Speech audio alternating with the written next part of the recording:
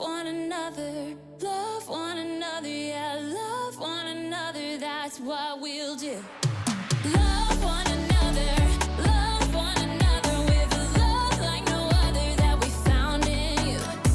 Love one another, yeah, love one another, that's what we'll do.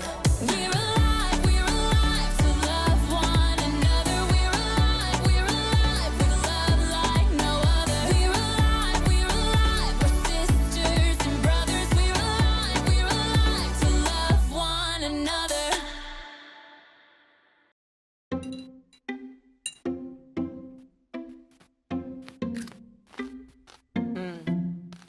Welcome to Story Lab. This week, we're talking about friendship. And we take a look at one of the most important things to keep a great friend. This episode of Story Lab is now in session.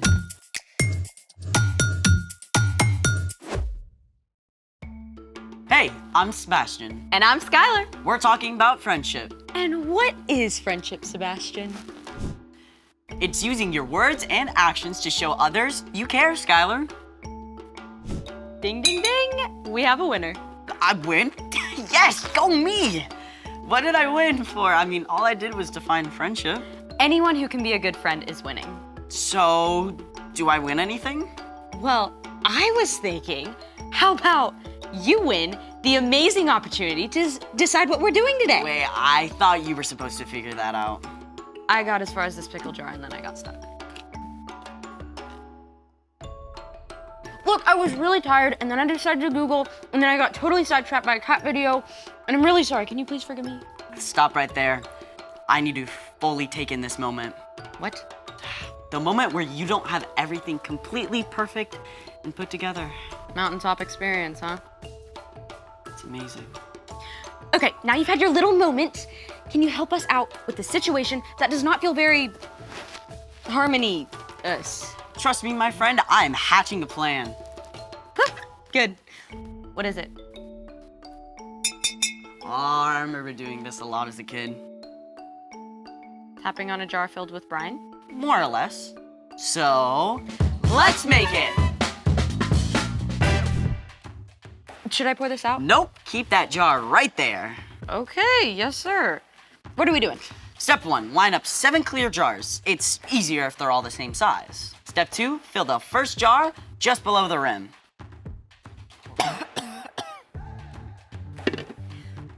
What about the others? Oops, need more water.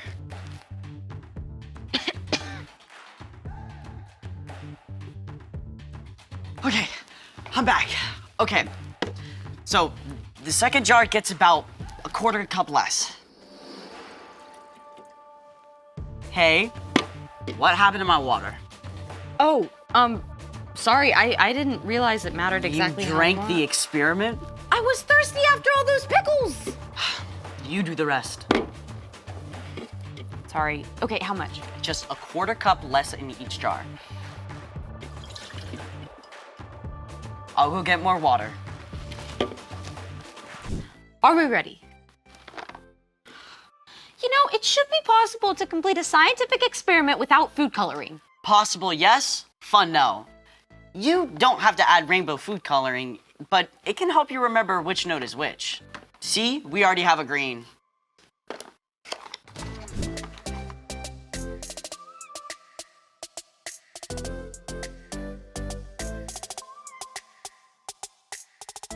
You want to tell everyone what we have here? This, my friend, is a water xylophone. So cool. Can I try? I won't mess it up anymore. Promise. Okay, fine.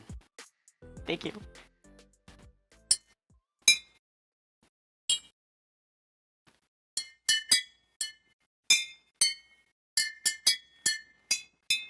Thank you. Wait, it's your birthday? In like 7 months. You play something.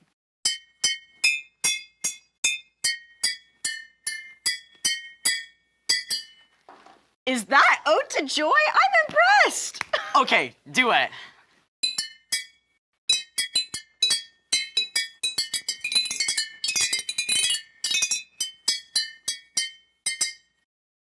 I'm not sure if that was harmony. But it was fun. Does that mean you forgive me for messing things up? Yeah, I guess. Which reminds me, it's time for... The story before the story. Today, we're in the book of Colossians. Colossians is one of 21 letters in the New Testament, written by the leaders of the early church to new Jesus followers. The apostles wanted everyone to know about the radical new way Jesus wants us to live. In the Roman Empire, people like women, children, poor people, and enslaved people were viewed as worthless, with no hope of something better. But within the church, All people were viewed as equal because the believers knew that God loves everyone. but the Apostle Paul heard that some false teachers were spreading lies about who Jesus is and what it means to follow him. So Paul wrote a special letter to set the record straight. Which is where our story starts. Take it away. Hey everyone, I'm Padma. The Apostle Paul was pretty upset when he discovered false teachers were spreading lies about Jesus. So, even though he was under house arrest at the time, he wrote a letter to remind them of the truth. The Son is the exact likeness of God who can't be seen. The Son is first, and He is over all creation. Paul made it clear Jesus shares God's power, and that it's only through following Jesus that we can live a life pleasing to God. Toward the end of the letter, Paul got down to the nitty-gritty of what that looks like. Put up with one another. Forgive one another if you are holding something against someone. Forgive, just as the Lord forgave you. Short and sweet, huh? But wow, there's a lot packed inside. First off, put up with one another. That means treating each other with kindness, even if your friend doesn't agree with you about everything. Let's be real. People are gonna do and say things that bug you, even your friends. If you turn your back on everyone that annoys you, you're gonna be awfully lonely. Now, let's take a look at the second part of the verse. Forgive one another if you're holding something against someone. Okay, let's say you're in PE class and your friend picked someone else for the team when you thought they should have picked you. At first, it just bugs you a little, like a pebble that got stuck in your shoe. But after you think about it for a little, what your friend did seems to get bigger and heavier until it's like a giant weight that you're carrying. As long as you keep thinking about it and holding on to that weight, it will get between you and your friend. In fact, if you don't let it go, you may lose your friend altogether. Not only that, but holding on to this heavy weight takes up all your energy for doing other things too. Thankfully, God made a way for us to let go of whatever we're holding against our friends or anyone else. Paul wrote in his letter to the Romans, "But here is how God has shown his love for us. While we were still sinners, Christ died for us."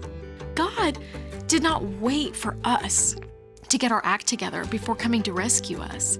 Instead, Jesus chose to give up his life for us while we were still a mess. God moved first to make a way for us to be forgiven. And because of that, we don't need to demand that someone else get it right before we choose to forgive. When you choose to forgive, it's like you're letting go of that huge, heavy weight, and there's a much better chance that your friendship can be repaired.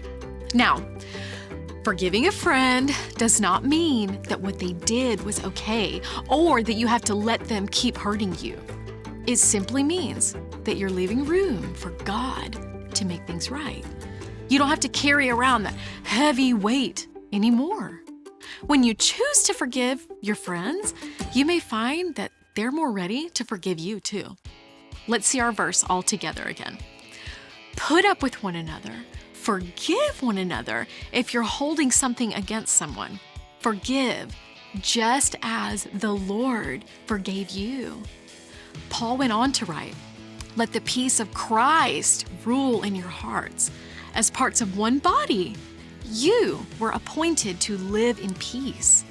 We can only live in true peace and friendship with others when we make the choice to let go and forgive. The end. Wow, that's a hard one. Yeah, I mean, I hardly ever feel like forgiving. It's easier to keep focusing on how someone has wronged me. That's right. Forgiveness has to be a choice. So, what's our part in the story? Paul wanted the Colossians to see just how important Jesus is. And when you're following Jesus, it becomes easier to show love to others. Like through forgiveness. Exactly. And it's often the people we're closest to and love most that hurt us, even if they don't mean to. People like our friends and family. One of the best ways to maintain your relationship is to be quick to forgive. Like, if you feel like one of your friends is ignoring you, you can forgive. If a friend says something hurtful to you, you can forgive. If your friend crashed your new bike, you can forgive. Exactly.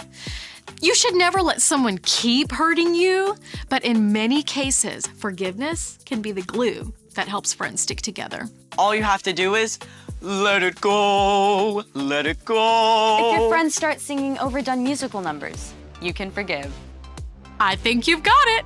See you next time. Bye. So here's the thing. Friends forgive one another. Thanks for forgiving me and for figuring out our experiment. Anytime. No! We're supposed to put up with each other, right? I'm not sure that includes Baby Shark. Thanks for joining us in the Story Lab. See you next time. No Baby Shark.